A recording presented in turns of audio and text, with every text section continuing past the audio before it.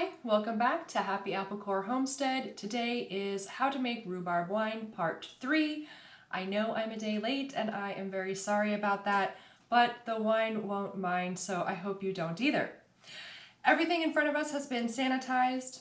Like I always say, I use Easy Clean. Just use something that sanitizes anything that is going to touch your wine. I've got a carboy here. This is a 3-gallon carboy.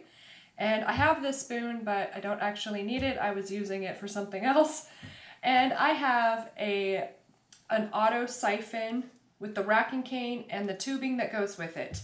This is extremely helpful in getting the wine from the bucket into the carboy. Also, we're going to want to make sure that we don't suck up any of the sediment that's down at the bottom.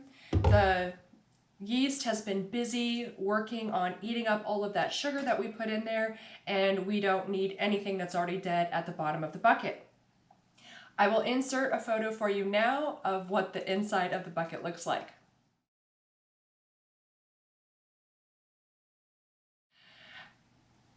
I know, it looks gross, but when this process is all over, there will be very beautiful, crystal clear, delicious wine waiting for us.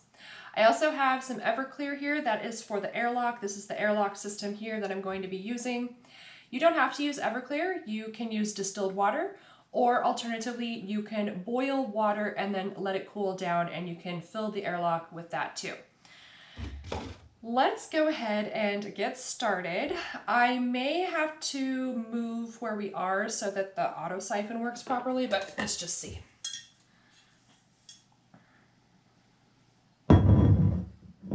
Yeah, you know what? I am gonna move us because gravity is a beautiful thing and the wine is like right here and then my container is here. So I'm gonna move you and I'll be right back.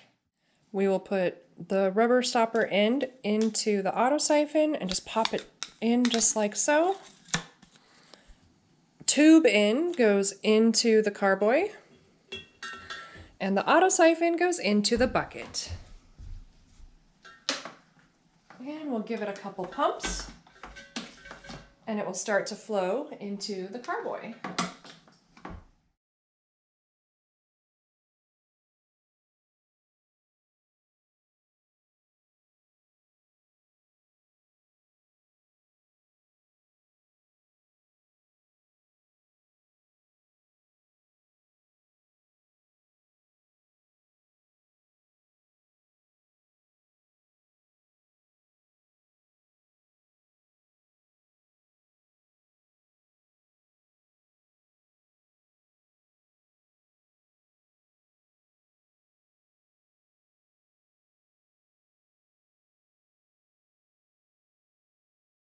Our carboy is pretty much full.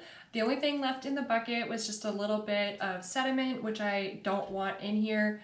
I saw a couple chunks come through, but that's totally okay at this stage of the game.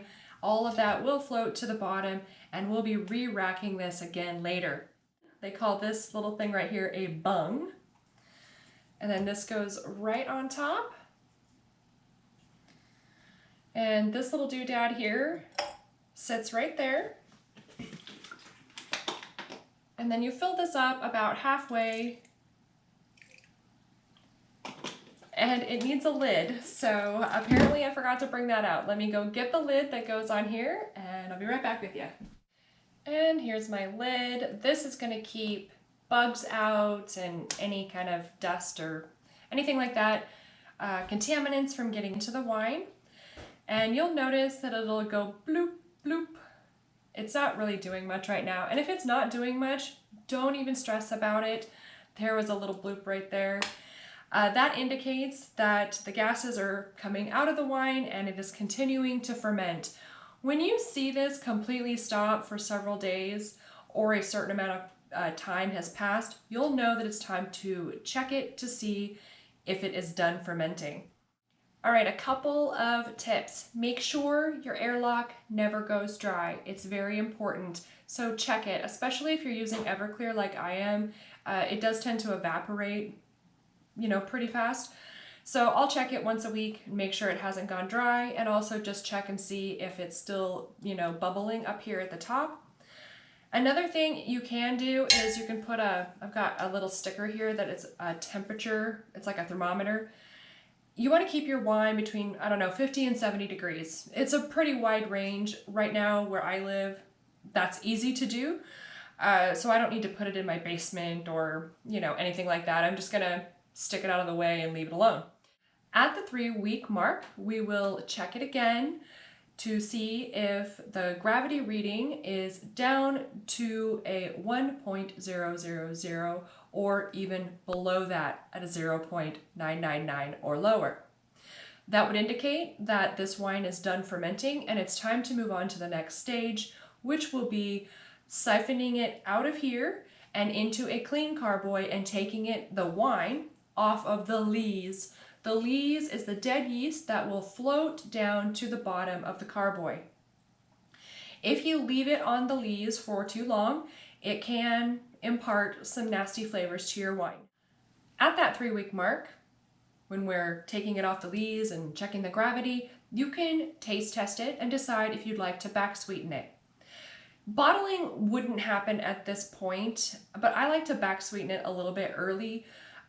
And early meaning I like to back sweeten it and finish the wine as it's clearing. You can re-rack this and let it sit for 2 months and then back sweeten it and bottle it. It's totally up to you. There are winemakers that do it either which way, but I think for part 4 of our rhubarb winemaking series, we will check the gravity together in 3 weeks. Then we will also back sweeten it. I know I'm not gonna want this to be a completely dry wine, and I'll give you all the different options there in part 4. But for now, we're just gonna set her aside for 3 weeks, and I will be back for part 4 then. Now, make sure you stay tuned to my channel because I do have the May garden tour coming up. I'm actually going to take you out to the garden this coming week, and a lot has changed. A lot has changed since my April garden tour video. I'm pretty sure you're gonna love it. And I put in a lot of hard work, hence why I'm a day late. I have been putting in full days getting the garden put in, and it is almost done, and I'm so excited to share it with you and just to be out there and enjoy God's bounty. All right, you guys, I am clearly scatterbrained. I have a million and one things to do, but I wanted to make sure to get this to you, especially if you are making it along with me. Let me know down in the comments what you're thinking, what you guys are up to right now. Let's have a conversation, and I will be seeing you in a few days. Bye!